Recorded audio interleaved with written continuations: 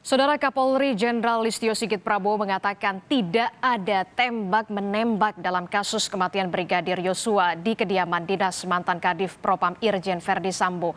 Fakta yang ada adalah peristiwa penembakan terhadap Brigadir Yosua.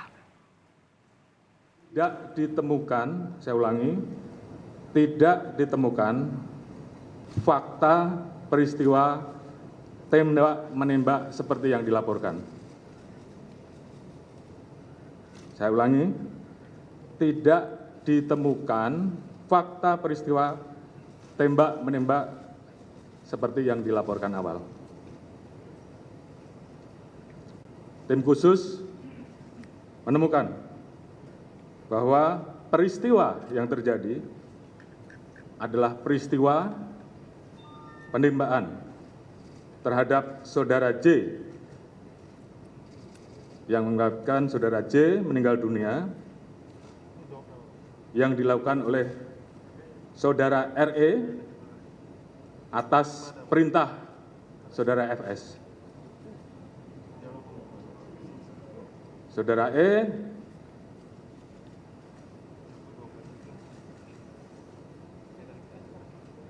telah mengajukan GC dan saat ini itu juga yang membuat peristiwa ini menjadi semakin terang. Kemudian untuk membuat seolah-olah telah terjadi tembak-menembak, saudara FS melakukan penembakan dengan senjata milik saudara J ke dinding berkali-kali untuk membuat kesan seolah telah terjadi tembak-menembak. Terkait apakah saudara FS menyuruh ataupun terlibat langsung dalam penembakan, saat ini tim terus melakukan pendalaman terhadap saksi-saksi dan pihak-pihak yang terkait. Saudara, lebih lengkap terkait dengan informasi penetapan tersangka Irjen Verdi Sambo, kita akan tanyakan langsung kepada jurnalis Kompas TV. Sudah ada Dipo Nurbahagia langsung dari Barreskrim Mabes Polri. Dipo, setelah Kapolri mengumumkan adanya tersangka baru, salah satunya adalah Irjen Verdi Sambo, apakah ada kemungkinan tersangka lain?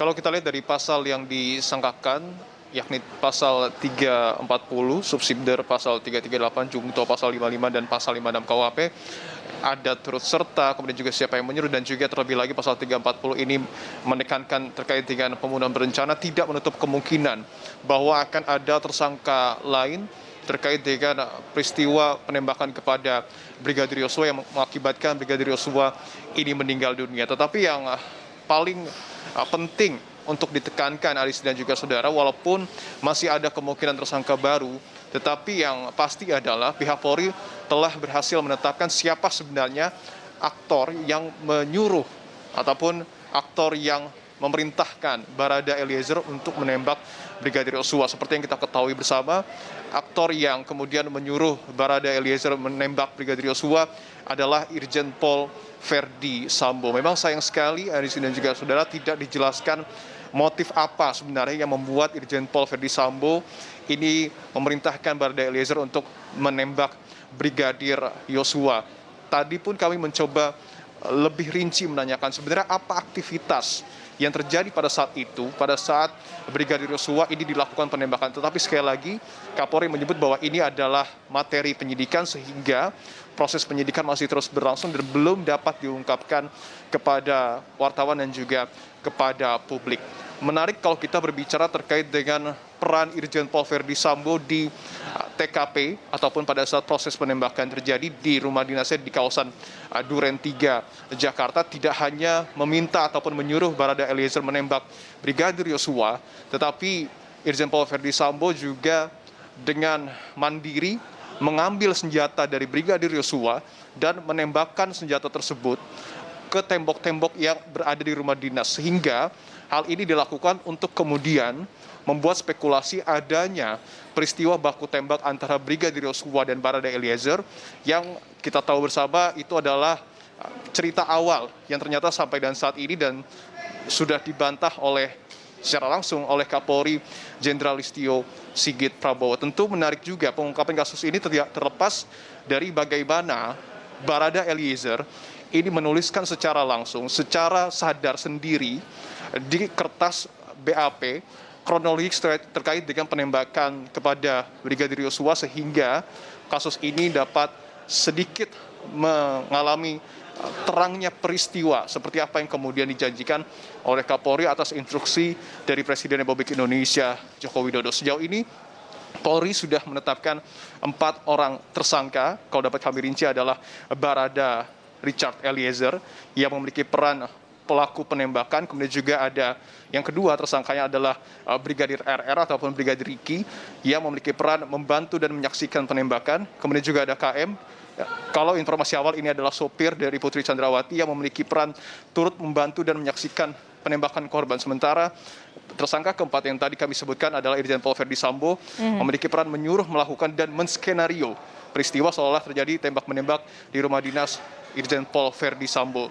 Tadi juga sudah kami konfirmasi saat ini Irjen Pol Verdi Sambo ditahan di Makobrimob Kelapa II Depok, tetapi nanti tentu akan berkoordinasi dengan Barreskrim apakah kemudian proses penahanan ini akan dipindahkan ke Barreskrim atau tidak. Kita masih harus menunggu update terbaru dari Polri dalam beberapa waktu ke depan. Tidak hanya terkait dengan proses penembakan, tetapi yang kita ketahui bersama ada Inspektorat Khusus ataupun Irsus yang juga menyelidiki dan juga menyidik terkait dengan dugaan pelanggaran kode etik yang dilakukan terhadap ataupun yang dilakukan oleh perwira Polri. Sejauh ini aparat kepolisian sudah memeriksa 50 orang perwira di mana 31 diantaranya ini diduga melanggar kode etik, 11 orang diantaranya sudah ditempatkan di tempat khusus, 3 diantaranya merupakan perwira tinggi Polri yang sudah ditempatkan di Makobrimob Kelapa II Depok. Kita harus melihat apakah kemudian nanti ada kejutan lagi terkait dengan peristiwa ini dalam beberapa waktu ke depan, Adisti. Baik, kita akan tunggu nantinya akan seperti apa. Saat ini memang Irjen Verdi Sambo sudah ditetapkan sebagai tersangka dan saat ini ditahan di rutan Makobrimob Kelapa II Depok, Jawa Barat. Terima kasih informasinya, jurnalis Kompas TV Dipo Nurbahagia.